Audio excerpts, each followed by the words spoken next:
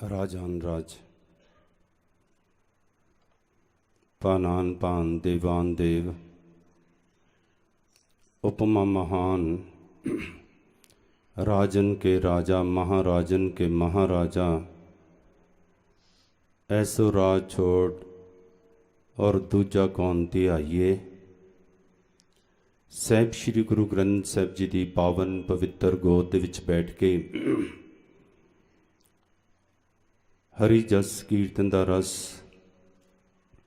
महान गुरमत समागम के अंदर हाजरियां भर रही, अपने सवासां नूं सफला कर रही, अपने पापां नूं धो रही, अपने जीवन नूं उजला कर रही गुरु प्यारी गुरु सवारी साध संगत जी। गुरु ने रहमतां कीतियां, बख्शिशां कीतियां, जो ये महान गुरमत समागम 1 मार्च तो प्रारंभ है, अज इसकी समाप्ति है। अखंड पाठ साहिब जी अखीरली लड़ी दे भोग पे गुरु ने रहमत की। जदों समागम प्रारंभ होना सी, सब सिंगां ने, संत मंडली ने बैठ के विचार की कि किवें करिए समागम। पिछले समागम च तां बापू बैठा सी, कोई चिंता नहीं सी। तुसीं भी गृहस्थी हो, संसारी तौर पे जो संसार चलाना ये गृहस्थ ही है। मैं बेनती करा, हाँ, संसार दे विच रहिंदे होए परमार्थ वाले पासे जिग्यासू चले। धर्म है ही इस वास्ते, अते जिहड़े अस्थान हुंदे हन इसे वास्ते हन कि आए हुए जिग्यासुआं नूं ये कहा जावे, ये समझाया जावे कि तुसीं गृहस्थ मार्ग दे विच रहिंदे हो, वडभागे हो, क्योंकि जिन्ने भी गुरु अवतार होए सारे गृहस्थ दे विच ही, मैं आप जी नूं बेनती करां, रहिंदे होए परमात्मा दीयां प्राप्तियां कीतियां। परम पूज्य बाबा जी जिहड़े इस समागम नूं बड़े चावां नाल, बड़े उत्साह नाल मनाया करते सन, क्योंकि बाबा जी दा अपना जन्म ही धन धन बाबा ईश्वर सिंह जी के बचनों के नाल होया सी। ये आप जी ने काफ़ी बारी सरवण किया, क्योंकि जब मैं विस्तार दे विच कुछ भी सवाण आण लगा तो बहुत समा चाहिए। आए हुए गुरु घर के कीर्तनीए, कथाकार, संत महापुरुष, उन्होंने भी हाज़रियां भरनियां हुंदियां हन, अते फिर बाबा जी की पालना पोषना भी बाबा जी के हुंदियां होयां, उन्हां दियां बख्शिशां लैंदे होए, उन्हां दियां आशीर्वादां प्राप्त करते हुए उन्हां दा सारा जीवन सत्संगी जनों बतीत होया। अते उस तो बाद फिर इस पासे वाले चल पए, विहंगम बने, साधु बने, कीर्तन सिक्ख्या, तबला सिक्ख्या। अते फिर मैं आप जी नूं बेनती करां, बाबा साधु सिंह जी दे कोल रह के देशां विदेशां दे विच, अमेरिका, कनेडा, इंग्लैंड, छोटी जी उम्र दे विच ही गुरु नानक देव सच्चे पातशाह जी का दर घर का प्रचार कीर्तन द्वारा करना शुरू कर दिता सी। अते संगतां बचपन तो इन्ना प्यार करदियां सन, क्योंकि गुरु की रहमत सी, कीर्तन दे विच रस सी, मिठास सी, मिठ बोलड़े सन, अते गुरु की इतनी रहमत बख्शे सत्संगी जनों बचपन तो ही उन्होंने बड़ा सत्कार मिलिया। फिर उस तो बाद जदों नानकसर सन, जिथे कीर्तन कथा द्वारा संगतां नूं निहाल करदे, उत्थे जो कलगीधर सच्चे पातशाह जी का हुक्म पीवो पाहौल खंडे तार होए जन्म सुहेला, बाबा जंग सिंह जी दे नाल रह के भी उस वक्त बाबा जंग सिंह जी 5 प्यारिਆਂ दे जथेदार हुंदे सन। जो मुख 5 प्यारिਆਂ दे विचों हुंदा है, बाबा जंग सिंह जी जो 5 प्यारिਆਂ दे विचों मुख सन वो सन। उदों भी बाबा राम सिंह जी उन्हां दे नाल 5 प्यारिਆਂ दे विच लग के ये सेवा निभाते रहे।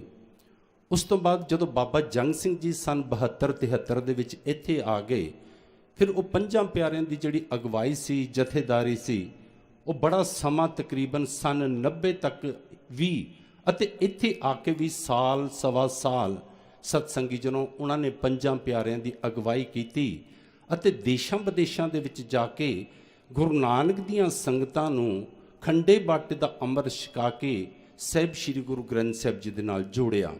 ਅਤੇ ਉਸ ਤੋਂ ਬਾਅਦ ਸਤਸੰਗੀ ਜਨੋਂ ਸੰਗਤਾਂ ਦੇ ਵਿੱਚ ਆਪਣੇ ਪ੍ਰਵਚਨਾਂ ਦੁਆਰਾ, ਕੀਰਤਨ ਦੁਆਰਾ, ਪਿਛਲੇ ਸਾਲ ਵੀ ਤਾਂ ਇਸ ਸਮਾਗਮ ਦੇ ਵਿੱਚ ਕਿੰਨੇ ਚਾਅ ਦੇ ਨਾਲ ਉਹ ਹਾਜ਼ਰੀਆਂ ਭਰ ਰਹੇ ਸਨ।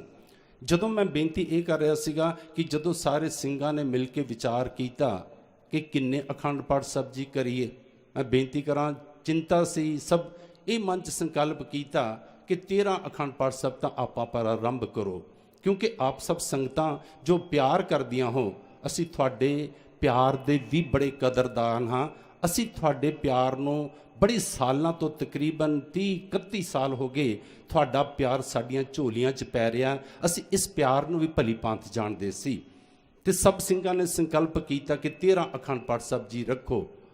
ਮੈਂ ਬੇਨਤੀ ਕਰਾਂ, ਇਹ ਹੋਇਆ ਕਿ ਚਲੋ 151 ਅਖੰਡ ਪਾਠ ਸਾਹਿਬ ਅਖੀਰ ਤੱਕ 26 ਮਾਰਚ ਤੱਕ ਹੋ ਜਾਣਗੇ, ਪਰ ਆਪ ਸਭ ਸੰਗਤਾਂ ਦਾ ਇੰਨਾ ਪਿਆਰ, ਇੰਨਾ ਚਾਅ ਕਿ ਜਿਵੇਂ ਤੁਸੀਂ ਬਾਬਾ ਜੀ ਦੇ ਹੁੰਦਿਆਂ ਹਾਜ਼ਰੀਆਂ ਭਰਦੇ ਸੀ, ਲੰਗਰ ਲਿਆਂਦੇ ਸੀ, ਜਿਸ ਤਰ੍ਹਾਂ ਤੁਸੀਂ ਅਖੰਡ ਪਾਠ ਸਾਹਿਬ ਬੜੇ ਚਾਵਾਂ ਨਾਲ ਲਿਖਾਉਂਦੇ ਸੀ, ਮੈਂ ਬੇਨਤੀ ਕਰਾਂ ਸਤਸੰਗੀ ਜਨੋਂ, ਉਵੇਂ ਹੀ ਤੁਸੀਂ ਇਸ ਸਮਾਗਮ ਦੇ ਵਿੱਚ ਵੀ ਪੂਰਾ ਪਿਆਰ ਦਿਖਾਇਆ, ਪੂਰੀਆਂ ਸੇਵਾਵਾਂ ਨਿਭਾਈਆਂ ਹਨ ਅਤੇ ਆਪ ਜੀ ਦੇ ਪਿਆਰ ਦਾ ਸਦਕਾ ਇਹ ਜੋ ਸਮਾਗਮ ਸਤਸੰਗੀ ਜਨੋਂ ਅਖੰਡ ਪਾਠ ਸਾਹਿਬ ਜੀ ਦੇ ਭੋਗ ਪਏ, ਮੈਂ ਆਪ ਜੀ ਨੂੰ ਬੇਨਤੀ ਕਰਾਂ 291 ਅਖੰਡ ਪਾਠ ਸਾਹਿਬ ਜੀ ਸਾਹਿਬ ਸ੍ਰੀ ਗੁਰੂ ਗ੍ਰੰਥ ਸਾਹਿਬ ਜੀ ਦੇ ਹੋਏ ਹਨ। ਤੇ ਜੋ ਹਰ ਸਾਲ ਬਾਬਾ ਜੀ ਪੰਕਤੀ ਵਾਲੇ ਸ੍ਰੀ ਸੰਪੜ ਅਖੰਡ ਪਾਠ ਸਾਹਿਬ ਜੀ ਕਰਾਉਂਦੇ ਸਨ ਸਤਸੰਗੀ ਜਨੋਂ, ਉਹਦੇ ਵੀ ਕੱਲ ਸ਼ਾਮੀ ਭੋਗ ਪਏ ਹਨ। ਅਤੇ ਮੈਂ ਆਪ ਜੀ ਨੂੰ ਬੇਨਤੀ ਕਰਾਂ, ਜੋ ਗੁਰੂ ਨੇ ਹੁਣ ਰਹਿਮਤ ਕੀਤੀ, ਬਖਸ਼ਿਸ਼ ਕੀਤੀ, ਦਾਸ ਬੇਨਤੀ ਕਰ ਦੇਵੇ। ਭਾਈ ਮਨਜੀਤ ਸਿੰਘ ਜੀ ਖੜੇ ਹਨ, ਪਹਿਲਾਂ ਵੀ ਦਾਸ ਨੂੰ ਬੇਨਤੀ ਕਰਕੇ ਗਏ ਕਿ 11 ਵਜੇ ਖੰਡੇ ਬਾਟੇ ਦਾ ਅੰਮ੍ਰਿਤ ਛਕਾਇਆ ਜਾਣਾ ਹੈ। ਜਿਹੜੇ ਗੁਰਮੁਖ ਪਿਆਰੇ ਤੁਹਾਡੇ ਵਿੱਚੋਂ ਜਿਨ੍ਹਾਂ ਨੇ ਅੰਮ੍ਰਿਤ ਛਕਣਾ ਹੈ, ਸੰਗਤ ਦੇ ਵਿੱਚ ਬੈਠੇ ਹਨ, ਉਹਨਾਂ ਨੂੰ ਬੇਨਤੀ ਹੈ ਕਿ ਉਸ ਛੋਟੇ ਉੱਪਰ ਜਿਹੜਾ ਹਾਲ ਹੈ ਸਤਸੰਗੀ ਜਨੋਂ, ਉੱਥੇ ਖੰਡੇ ਬਾਟੇ ਦਾ ਅੰਮ੍ਰਿਤ ਛਕਾਇਆ ਜਾਣਾ ਹੈ। 5 ਪਿਆਰੇ ਉੱਥੇ ਪਹੁੰਚ ਚੁੱਕੇ ਹਨ। ਸਭ ਨੂੰ ਹੱਥ ਜੋੜ ਕੇ ਬੇਨਤੀ ਹੈ ਕਿ ਜਿਨ੍ਹਾਂ ਨੇ ਖੰਡੇ ਬਾਟੇ ਦੀ ਪਹੁਲ ਲੈਣੀ ਹੈ, ਅੰਮ੍ਰਿਤ ਛਕਣਾ ਹੈ, ਉਹ ਕਿਰਪਾ ਕਰਕੇ ਉੱਪਰ ਚਲੇ ਜਾਵੋ। ਦਾਸ ਬੇਨਤੀ ਕਰ ਰਿਹਾ ਸੀਗਾ ਕਿ ਸਤਸੰਗੀ ਜਨੋਂ ਪੰਕਤੀ ਵਾਲੇ ਸ੍ਰੀ ਸੰਪੜ ਅਖੰਡ ਪਾਠ ਸਾਹਿਬ ਜੀ ਦੇ ਰਾਤੀ ਭੋਗ ਪਏ ਅਤੇ ਹੁਣ ਸਾਰੇ ਸਮਾਗਮ ਸਮਾਪਤੀ ਵਾਲੇ ਪਾਸੇ ਨੂੰ ਵੱਧ ਰਹੇ ਹਨ। ਜੋ ਗੁਰੂ ਨੇ ਹੁਣ ਰਹਿਮਤ ਬਖਸ਼ਿਸ਼ ਕੀਤੀ ਸਤਸੰਗੀ ਜਨੋਂ, ਉਸ ਤੋਂ ਪਹਿਲਾਂ ਮੈਂ ਬੇਨਤੀ ਕਰਾਂ ਕਿ ਜੋ ਸ਼ਬਦ ਗੁਰੂ ਸਾਹਿਬ ਨੇ ਝੋਲੀ 'ਚ ਪਾਇਆ, ਸਾਰੇ ਪਾਠੀ ਸਿੰਘ, ਕਿਉਂਕਿ ਫਿਰ ਪਾਠੀ ਸਿੰਘਾਂ ਨੇ ਚਲੇ ਜਾਣਾ ਹੈ, ਉਹਨਾਂ ਦਾ ਬਹੁਤ ਬਹੁਤ ਧੰਨਵਾਦ। ਜੋ ਉਹਨਾਂ ਦੇ ਜਥੇਦਾਰ ਹਨ, ਭਾਈ ਚਰਨ ਸਿੰਘ ਜੀ, ਭਾਈ ਹਰਜਿੰਦਰ ਸਿੰਘ ਜੀ, ਇੰਨਾ ਕੰਟਰੋਲ ਕਰਨਾ, ਸਾਰਾ ਕਰਨਾ, ਇਹ ਉਹਨਾਂ ਦੀ ਜ਼ਿੰਮੇਵਾਰੀ ਹੈ। ਬੜੇ ਪਿਆਰ ਨਾਲ ਉਹ ਸਾਰਾ ਇਹ ਜ਼ਿੰਮੇਵਾਰੀਆਂ ਨਿਭਾਉਂਦੇ ਹਨ। ਪਾਠੀ ਸਿੰਘਾਂ ਦਾ, ਜਥੇਦਾਰਾਂ ਦਾ, ਸਾਰੀ ਸੰਤ ਮੰਡਲੀ ਤਰਫੋਂ, ਸੰਤ ਤਰਲੋਚਨ ਸਿੰਘ ਜੀ ਦੀ ਤਰਫੋਂ ਬਹੁਤ ਬਹੁਤ ਧੰਨਵਾਦ ਹੈ। ਜੋ ਗੁਰੂ ਸਾਹਿਬ ਨੇ ਰਹਿਮਤਾਂ ਕੀਤੀਆਂ, ਬਖਸ਼ਿਸ਼ਾਂ ਕੀਤੀਆਂ, ਆਪਣੀ ਝੋਲੀ ਦੇ ਵਿੱਚ ਜੋ ਮੁੱਖ ਵਾਕ ਪਾਇਆ ਸਤਸੰਗੀ ਜਨੋਂ, ਉਹ ਆਪ ਜੀ ਨੇ ਸਰਵਣ ਕੀਤਾ। ਸਾਰੇ ਸ਼ਬਦ ਦੀ ਬਸ ਆਪਾਂ ਆਖਰੀ ਅਰਥ ਕਰਨੇ ਹਨ, ਕਿਉਂਕਿ ਸਮਾਂ ਇਜਾਜ਼ਤ ਨਹੀਂ ਦੇ ਰਿਹਾ। ਸੋ ਸੰਤ ਸਵਰਨ ਸਿੰਘ ਜੀ ਉਹ ਸ਼ਬਦ ਆਪ ਜੀ ਨੂੰ ਸਰਵਣ ਕਰਾਉਣਗੇ ਜੀ। ਸੋਰਠ ਮਹੱਲਾ ਪੰਜਵਾਂ। ਗੁਰਪੂਰੈ ਚਰਨੀ ਲਾਇਆ, ਹਰ ਸੰਗ ਸਹਾਈ ਪਾਇਆ। ਸਾਹਿਬ ਸ੍ਰੀ ਗੁਰੂ ਅਰਜਨ ਦੇਵ ਸੱਚੇ ਪਾਤਸ਼ਾਹ ਜੀ ਨੇ ਸੋਰਠ ਰਾਗ ਦੇ ਅੰਦਰ ਇਹ ਸ਼ਬਦ ਉਚਾਰਨ ਕੀਤਾ ਹੈ, ਜੋ ਗੁਰੂ ਗ੍ਰੰਥ ਸਾਹਿਬ ਜੀ ਦੇ 623 ਅੰਗ ਦੇ ਉੱਪਰ ਅੰਕਿਤ ਹੈ।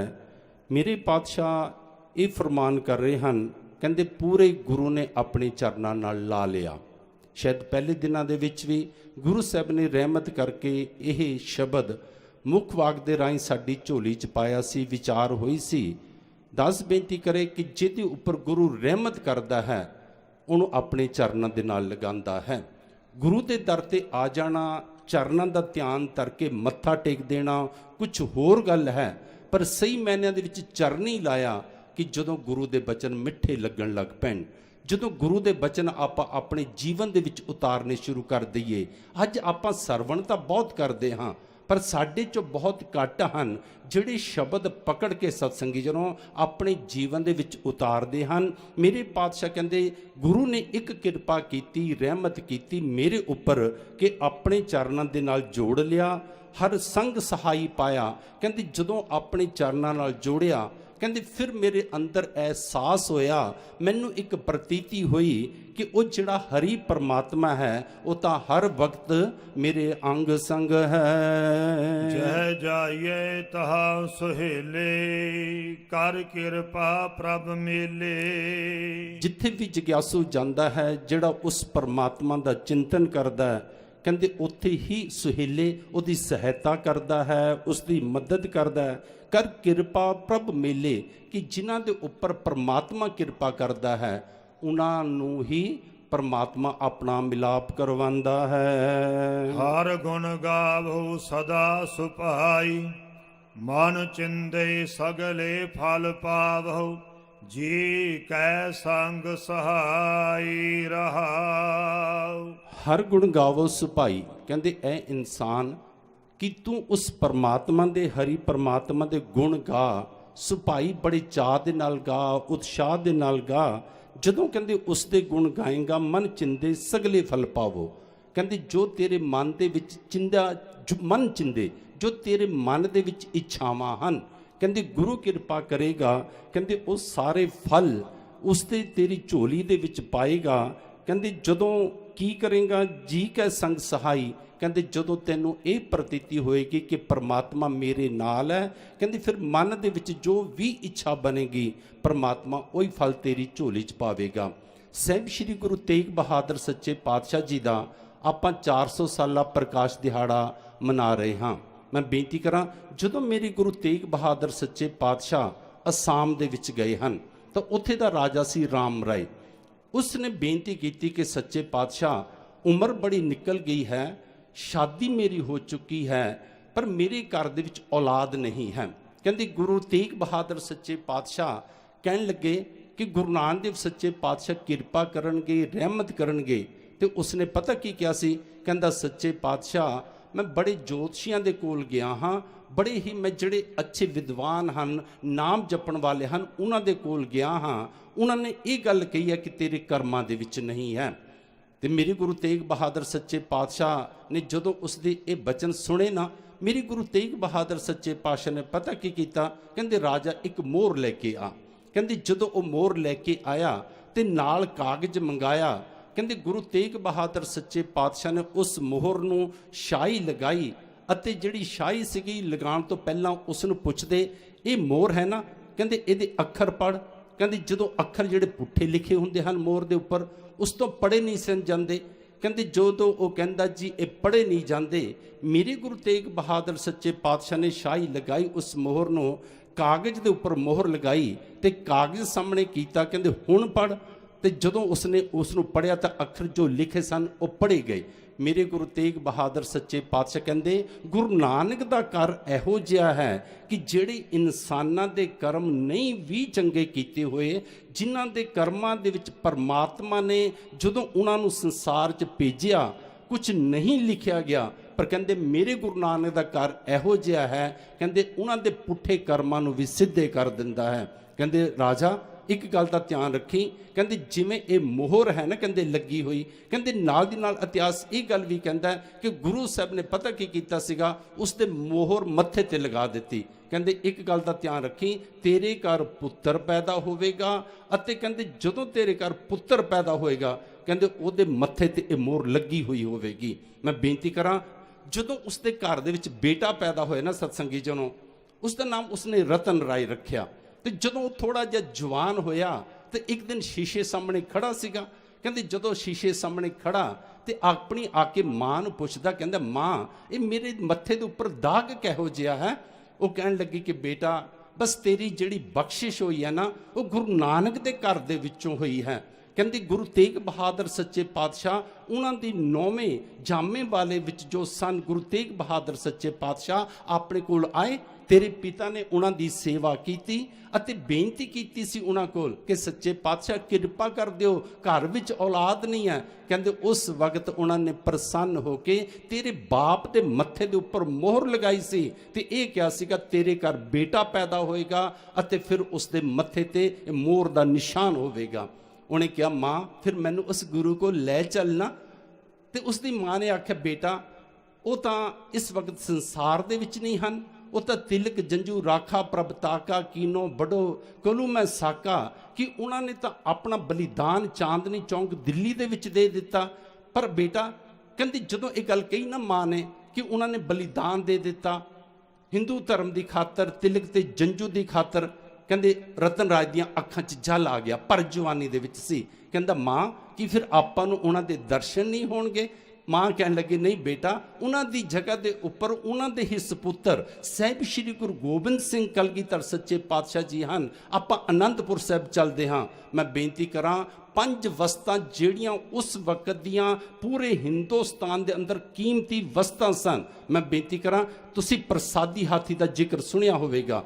ਪੂਰਾ ਸਤਸੰਗੀ ਜਨੋਂ ਉਹ ਚਿੱਟਾ ਹਾਥੀ ਸੀ ਅਤੇ ਸੁੰਡ ਤੋਂ ਲੈ ਕੇ ਇੱਕ ਪੂਰੀ ਤਾਰੀ, ਸੁੰਡ ਤੋਂ ਲੈ ਕੇ ਮੱਥੇ ਤੋਂ ਹੁੰਦੇ ਹੋਏ ਸਤਸੰਗ ਨੂੰ ਉਹਦੀ ਪੂੰਛ ਤੱਕ ਜਾਂਦੀ ਸੀ। ਉਸ ਵਕਤ ਦਾ ਹਿੰਦੁਸਤਾਨ ਦੇ ਅੰਦਰ ਸਭ ਤੋਂ ਕੀਮਤੀ ਹਾਥੀ ਉਹ ਪ੍ਰਸਾਦੀ ਹਾਥੀ ਸੀ।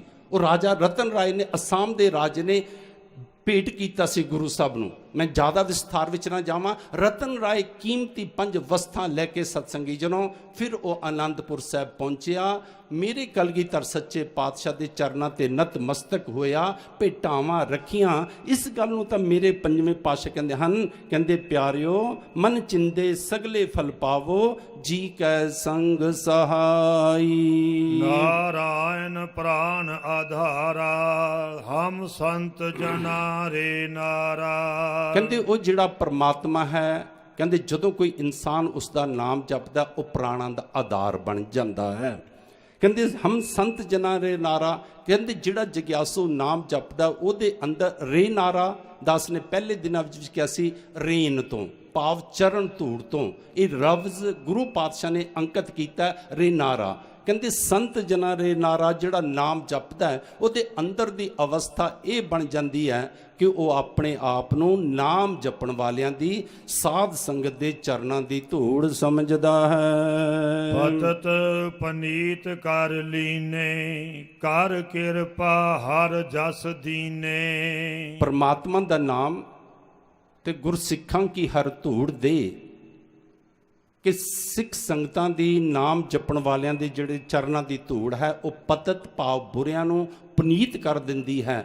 ਜਿਨ੍ਹਾਂ ਦੇ ਵਿਚਾਰ ਬੁਰੇ ਹਨ ਉਹਨਾਂ ਦੇ ਵਿਚਾਰ ਵੀ ਸ਼ੁੱਧ ਕਰ ਦਿੰਦੀ ਹੈ ਚਰਨ ਧੂੜ ਅਤੇ ਪ੍ਰਮਾਤਮਾ ਦਾ ਨਾਮ। ਪਰ ਕਹਿੰਦੇ ਕਰ ਕਿਰਪਾ ਹਰ ਜਸ ਦੀਨੇ, ਕਹਿੰਦੇ ਕਿਸੇ ਕਿਸੇ ਉੱਪਰ ਪ੍ਰਮਾਤਮਾ ਕਿਰਪਾ ਕਰਦਾ ਹੈ ਤੇ ਉਹ ਹਰੀ ਪ੍ਰਮਾਤਮਾ ਦਾ ਜਸ ਕਰਦਾ ਹੈ। ਪਾਰ ਬ੍ਰਹਮ ਕਰੇ ਪ੍ਰਤਪਾਲਾ, ਸਾਧ ਜੀ ਸੰਗ ਰਖਵਾਲਾ।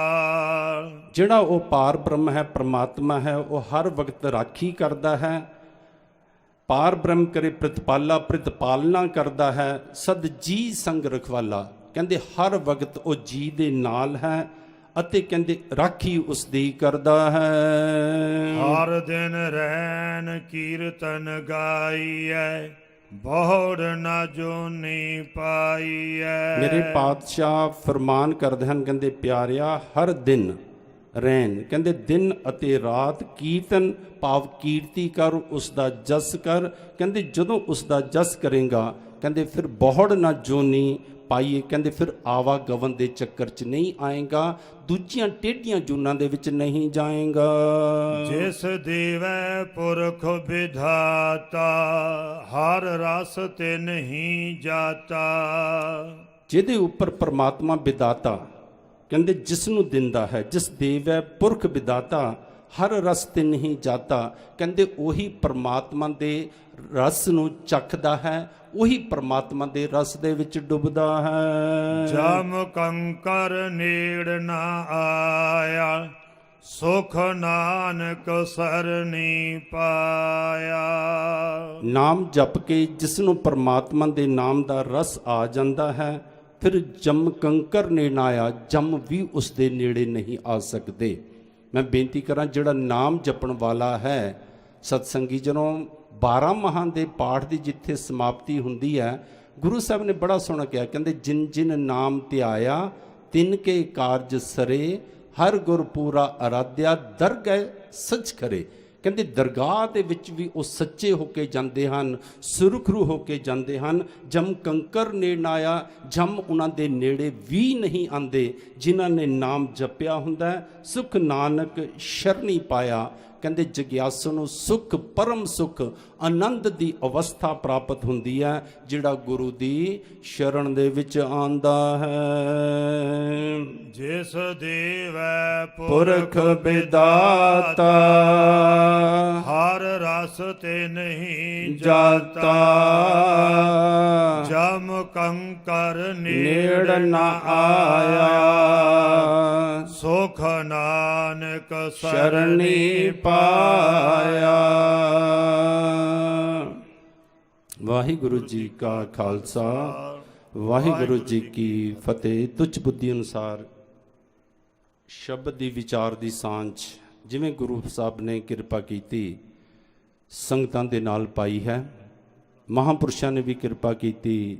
ਸੰਤ ਬਾਬਾ ਕਸ਼ਮੀਰ ਸਿੰਘ ਜੀ ਨੰਦ ਨਗਰ ਵਾਲੇ ਸਵੇਰ ਤੋਂ ਹੀ ਆਏ ਹੋਏ ਹਨ। ਮੈਂ ਬੇਨਤੀ ਕਰਾਂ, ਉਹਨਾਂ ਦਾ ਬਹੁਤ ਬਹੁਤ ਧੰਨਵਾਦ ਹੈ। ਕਿਰਪਾ ਕਰਦੇ ਹਨ, ਜਿਵੇਂ ਬਾਬਾ ਜੀ ਦੇ ਨਾਲ ਪਿਆਰ ਸੀ ਉਵੇਂ ਹੀ ਪਿਆਰ ਨਿਭਾ ਰਹੇ ਹਨ।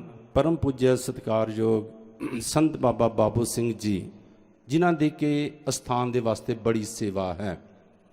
ਦਾਸ ਨੇ ਪਹਿਲੇ ਦਿਨਾਂ 'ਚ ਵੀ ਕਿਹਾ ਸੀ, ਜੋ ਅੰਦਰ ਪੰਕਤੀ ਪੰਕਤੀ ਵਾਲੇ ਸ੍ਰੀ ਸੰਪਟ ਖਾਨ ਪਾਠ ਸਾਹਿਬ ਜੀ ਹੁੰਦੇ ਹਨ, ਰੋਜ਼ ਸੁਬਾਹ ਜਿਹੜੀ ਅਰਦਾਸ ਹੁੰਦੀ ਹੈ, ਘਰ ਤੋਂ ਦੇਗ ਬਣ ਕੇ ਆਉਂਦੀ ਹੈ। ਜਿਹੜੇ ਪਹਿਰੇਦਾਰ ਖੜੇ ਹਨ, ਇਹ ਵੀ ਡਿਊਟੀ ਨਿਭਾਉਂਦੇ ਹਨ। ਸਵੇਰੇ ਆਪਣੇ ਅਸਥਾਨ ਤੋਂ ਰੋਜ਼ ਹਾਜ਼ਰੀ ਬਣ ਕੇ ਇਹਨਾਂ ਦੇ ਅਸਥਾਨ ਤੋਂ ਆਉਂਦੀ ਹੈ। ਇਹਨਾਂ ਦਾ ਵੀ ਬਹੁਤ ਬਹੁਤ ਧੰਨਵਾਦ। ਜਿਹੜੇ ਗੁਰੂ ਘਰ ਦੇ ਕੀਰਤਨੀ ਆਏ ਹੋਏ ਹਨ, ਉਹਨਾਂ ਸਭਨਾਂ ਨੇ ਵੀ ਥੋੜ੍ਹਾ ਥੋੜ੍ਹਾ ਸਮਾਂ ਲਗਾ ਕੇ ਸਭ ਨੇ ਹਾਜ਼ਰੀ ਭਰਨੀ ਹੈ। ਹੁਣ ਦਾਸ ਉਹਨਾਂ ਗੁਰਮੁਖ ਪਿਆਰਿਆਂ ਦੇ ਨਾਮ ਲਵੇਗਾ ਜਿਨ੍ਹਾਂ ਨੇ ਅਖੀਰਲੀ ਲੜੀ ਦੇ ਅੰਦਰ 12ਵੀਂ ਲੜੀ ਦੇ ਅੰਦਰ ਅਖੰਡ ਪਾਠ ਸਾਹਿਬ ਜੀ ਕਰਾਏ ਹਨ।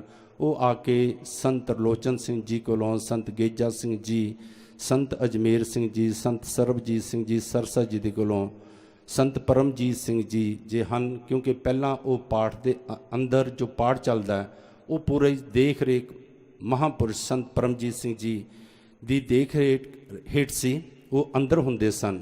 ਉਹਨਾਂ ਦੇ ਕਰ ਕਮਲਾਂ ਦੇ ਰਾਹੀਂ ਸਰੋਪੇ ਦੀ ਬਖਸ਼ਿਸ਼ ਪ੍ਰਾਪਤ ਕਰੋ। ਮੈਂ ਬੇਨਤੀ ਕਰਾਂ, ਜਿਸ ਤਰ੍ਹਾਂ ਹੀ ਸਤਸੰਗੀ ਜਨੋ ਸਰੋਪੇ ਦੀ ਜੋ ਮਰਜ਼ਾਦਾ ਹੈ ਸੰਪੂਰਨ ਹੋਏਗੀ। ਸਭ ਤੋਂ ਪਹਿਲਾਂ ਮੈਂ ਬੇਨਤੀ ਕਰਾਂਗਾ ਸੰਤ ਮਹਿਲ ਸਿੰਘ ਜੀ, ਜੋ ਕਿ ਬਾਬਾ ਜੀ ਨੇ ਜਿੱਥੇ ਇਹ ਇੰਨਾ ਸੋਹਣਾ ਅਸਥਾਨ ਬਣਾਇਆ, ਆਪ ਜੀ ਦੇਖਦੇ ਹੋ।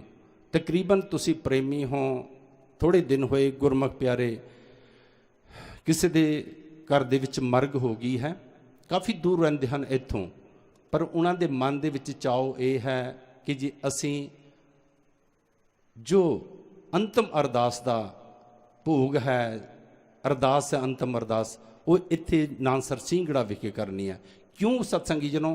ਕਿਉਂਕਿ ਸਾਰੇ ਤੁਸੀਂ ਦੇਖਦੇ ਹੋ ਕਿ ਕਾਰ ਪਾਰਕਿੰਗ ਵਾਸਤੇ, ਲੰਗਰ ਵਾਸਤੇ ਸਾਰੀਆਂ ਸੁਵਿਧਾਵਾਂ ਪਰਮ ਪੂਜਿਆ ਬਾਬਾ ਜੀ ਨੇ ਇੰਨੀ ਤਰਤੀਬ ਦੇ ਵਿੱਚ ਕਰਵਾਈਆਂ ਹੋਈਆਂ ਹਨ ਕਿ ਹਰ ਪ੍ਰਕਾਰ ਦੀਆਂ ਸੁਵਿਧਾਵਾਂ ਜੋ ਸੰਗਤਾਂ ਨੂੰ ਜ਼ਰੂਰਤ ਵੀ ਹੈ ਉਹ ਇੱਥੇ ਪ੍ਰਾਪਤ ਹੋ ਜਾਂਦੀਆਂ ਹਨ। ਜਿੱਥੇ ਪਰਮ ਪੂਜਿਆ ਬਾਬਾ ਜੀ ਨੇ ਇਹ ਅਸਥਾਨ ਬਣਾਇਆ, ਉੱਥੇ ਨਾਲ ਦੀ ਨਾਲ ਬੰਬਈ ਦੇ ਅੰਦਰ ਸਤਸੰਗੀ ਜਨੋ ਥੋੜ੍ਹੀ ਦੂਰੀ ਦੇ ਉੱਪਰ ਉਲਾਸ ਨਗਰ ਦੇ ਵਿੱਚ ਵੀ ਬਾਬਾ ਜੀ ਨੇ ਅਸਥਾਨ ਬਣਾਇਆ, ਜਿੱਥੇ ਜਥੇਦਾਰ ਸੰਤ ਮਹਿਲ ਸਿੰਘ ਜੀ ਹਨ। ਕਦੀ ਉਸ ਇਲਾਕੇ 'ਚ ਜਾਓ, ਜ਼ਰੂਰ ਜਾ ਕੇ ਆਣਾ, ਤੇ ਉਹ ਆਪ ਜੀ ਨੂੰ ਕੀਰਤਨ ਦੁਆਰਾ ਨਿਹਾਲ ਕਰਨਗੇ। ਤੇ ਦੂਜਾ ਅਸਥਾਨ ਪਰਮ ਪੂਜਿਆ ਬਾਬਾ ਜੀ ਨੇ ਰਾਮ ਜਨਮ ਭੂਮੀ ਅਯੁੱਧਿਆ ਵਿਖੇ ਸਤਸੰਗੀ ਜਨੋ, ਜਿੱਥੇ ਦੇ ਜਥੇਦਾਰ ਤੁਹਾਡੇ ਇਸ ਇਲਾਕੇ ਦੇ ਹੀ ਹਾਬੜੀ ਦੇ ਹੀ ਸੰਤ ਬਾਬਾ ਮਹਿੰਦਰ ਸਿੰਘ ਜੀ ਹਨ, ਉਹ ਉੱਥੇ ਸੇਵਾ ਨਿਭਾ ਰਹੇ ਹਨ। ਕਦੀ ਉਸ ਪਾਸੇ ਵੀ ਜਾਵੋ, ਅਸਥਾਨ ਦੇ ਦਰਸ਼ਨ ਕਰਕੇ ਆਣਾ। ਬੜਾ ਸੋਹਣਾ ਅਸਥਾਨ ਹੈ ਸਤਸੰਗੀ ਜਨੋ। ਉੱਥੇ ਵੀ ਜਿਵੇਂ ਇਹ ਅਸਥਾਨ ਹੈ, ਇੰਨਾ ਵੱਡਾ ਤਾਂ ਨਹੀਂ, ਇੰਨੀ ਖੁੱਲੀ ਜਗ੍ਹਾ ਤਾਂ ਨਹੀਂ ਹੈ, ਥੋੜਾ ਜਿਹਾ ਹੀ ਦੂਰੀ ਤੇ ਜਿੱਥੇ ਰਾਮ ਜਨਮ ਭੂਮੀ ਹੈ, ਜਿਹਦਾ ਵਾਦ ਵਿਵਾਦ ਤੁਸੀਂ ਬੜੇ ਸਾਲਾਂ ਤੋਂ ਸੁਣਦੇ ਆ ਰਹੇ ਹੋ, ਜਿੱਥੇ ਹੁਣ ਮੰਦਿਰ ਬਣਨਾ ਸ਼ੁਰੂ ਹੋਇਆ, ਥੋੜੀ ਦੂਰੀ ਦੇ ਉੱਪਰ ਉਹ ਅਸਥਾਨ ਹੈ, ਉੱਥੇ ਸੰਤ ਮਹਿੰਦਰ ਸਿੰਘ ਜੀ ਸੇਵਾ ਕਰਦੇ ਹਨ। ਸੋ ਜਿਵੇਂ ਸਰੋਪੇ ਦੀ ਰਸਮ ਪੂਰੀ ਹੋਏਗੀ, ਸੰਤ ਮਹਿਲ ਸਿੰਘ ਜੀ ਅੱਧੇ ਘੰਟੇ ਦੁਆਰਾ ਆਪ ਜੀ ਨੂੰ ਹਰੀ ਜਸ ਕੀਰਤਨ ਦੁਆਰਾ ਜੋੜਨਗੇ।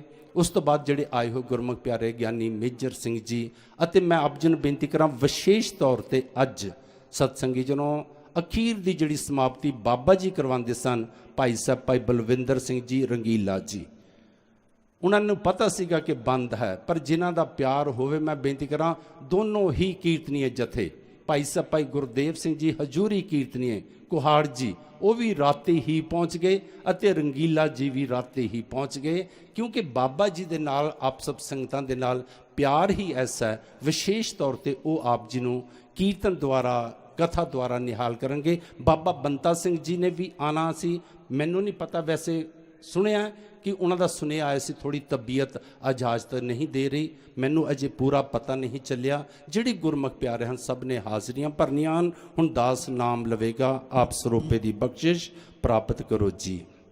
ਸਰਦਾਰ ਕੀਰਤ ਸਿੰਘ ਜੀ ਹਰਜੀਤ ਕੌਰ ਉਲਾਸਨਗਰ, ਸਰਦਾਰ ਅਮਰਜੀਤ ਸਿੰਘ ਜੀ ਦਿੱਲੀ, ਆ ਕੇ ਸਰੋਪਾ ਲੈ ਲਓ ਜਿਹੜੇ ਗੁਰਮੁਖ ਪਿਆਰੇ ਹਨ। ਸਰਦਾਰ ਨਾਨਕ ਸਿੰਘ ਜੀ ਲੁਧਿਆਣਾ, ਸਰਦਾਰ ਜੋਗਿੰਦਰ ਸਿੰਘ ਜੀ ਹਰਜੀਤ ਸਿੰਘ ਜੀ ਲੁਧਿਆਣਾ, ਸਰਦਾਰ ਸਤਿੰਦਰ ਸਿੰਘ ਜੀ ਪਿੰਟੀ ਵੀਰ ਜੀ ਚੰਡੀਗੜ੍ਹ, ਸਰਦਾਰ ਪਰਮੀਤ ਸਿੰਘ ਜੀ ਚੰਡੀਗੜ੍ਹ, ਸਰਦਾਰ ਜਸਵਿੰਦਰ ਸਿੰਘ ਜੀ ਚੰਡੀਗੜ੍ਹ, ਸਰਦਾਰ ਮੋਨੂ ਵੀਰ ਜੀ ਚੰਡੀਗੜ੍ਹ, ਸਰਦਾਰ ਤਰਲੋਚਨ ਸਿੰਘ ਜੀ ਮੋਹਾਲੀ, ਸਰਦਾਰ ਸਰਬਜੀਤ ਸਿੰਘ ਜੀ ਬੇਦੀ ਮੋਹਾਲੀ, ਸਰਦਾਰ ਜਸਪਾਲ ਸਿੰਘ ਜੀ ਸ਼ਾਹਜਹਾਨਪੁਰ, ਸਰਦਾਰ Baljit Singh son of Jaswinder Singh ਜਾਂਬਾ, Sardar Sunny Singh ji ਉਲਾਸਨਗਰ, Sardar Inderpal Singh Harkaran Singh agro industries, ਸਰਦਾਰ ਸਤਵਿੰਦਰ ਸਿੰਘ ਖਰੜ, ਸਰਦਾਰ ਮਹਿਤਾਬ ਸਿੰਘ ਖਟੀਮਾ, ਸਰਦਾਰ ਕਰਨੈਲ ਸਿੰਘ ਜਾਂਬਾ ਡੇਰਾ, ਬਾਬਾ ਜੀ ਦੀ ਯਾਦ ਵਿੱਚ ਅਜਾਇਬ ਸਿੰਘ ਪਿੱਪਲ ਥੇ, ਸਰਦਾਰ ਸੁਰਿੰਦਰਪਾਲ ਸਿੰਘ ਜੀ ਕਰਨਾਲ, ਬਾਬਾ ਜੀ ਦੀ ਯਾਦ ਵਿੱਚ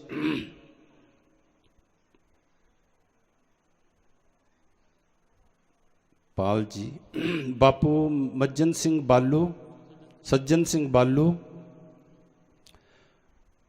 ਸਰਦਾਰ ਗੁਰਚਰਨ ਸਿੰਘ ਜੋਤੀ ਫੈਜ਼ਾਬਾਦ, ਗਗਨਦੀਪ ਸਿੰਘ ਲੁਧਿਆਣਾ, ਸਰਦਾਰ Davinder Singh son of Mohar Singh Canada,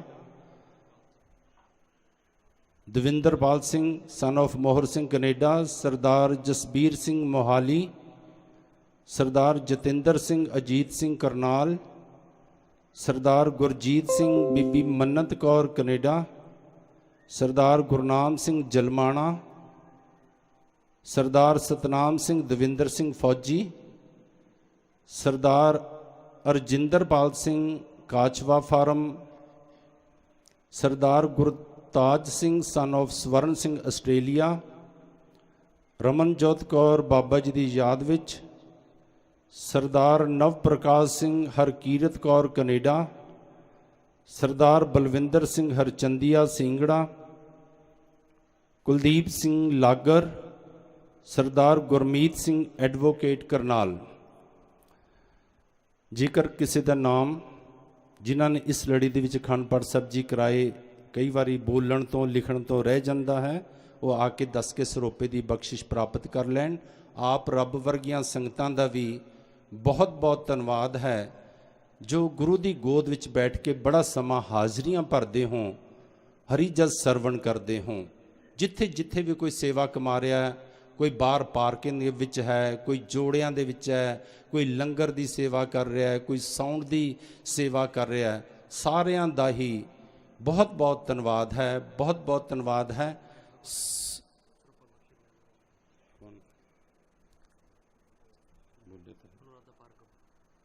Anuradha Bhargava Karnal ਤੋਂ ਐਡਵੋਕੇਟ ਹਨ, ਉਸ ਰੁਪਏ ਦੀ ਬਖਸ਼ਿਸ਼ ਪ੍ਰਾਪਤ ਕਰ ਲੈਣ। ਹੁਣ ਸੰਤ ਮਹਿਲ ਸਿੰਘ ਜੀ ਅੱਧੇ ਘੰਟੇ ਦੁਆਰਾ ਆਪ ਜੀ ਨੂੰ ਹਰੀ ਜਸ ਕੀਰਤਨ ਦੁਆਰਾ ਨਿਹਾਲ ਕਰਨਗੇ। ਭਾਈ ਸਾਹਿਬ ਭਾਈ ਗੁਰਦੇਵ ਸਿੰਘ ਜੀ ਕੁਹਾੜ ਜੀ ਵੀ ਉਸ ਸਟੇਜ ਤੇ ਪਹੁੰਚ ਗਏ ਹਨ। ਜੀ ਆਇਆਂ ਨੂੰ, ਜੀ ਆਇਆਂ ਨੂੰ। ਆਪਾਂ ਅਗਲਾ ਜੋ ਪ੍ਰੋਗਰਾਮ ਹੈ ਇੱਕ ਮਨ ਚਿੱਤ ਹੋ ਕੇ ਸਰਵਣ ਕਰੀਏ। ਦਾਸ ਨੂੰ ਹੋਈਆਂ ਭੁੱਲਾਂ ਦੀ ਮਾਫੀ ਦਿਓ। ਗੱਜ ਵੱਜ ਕੇ ਫਤਿਹ ਬੁਲਾਓ। ਵਾਹਿਗੁਰੂ ਜੀ ਕਾ ਖਾਲਸਾ, ਵਾਹਿਗੁਰੂ ਜੀ ਕੀ ਫਤਿਹ।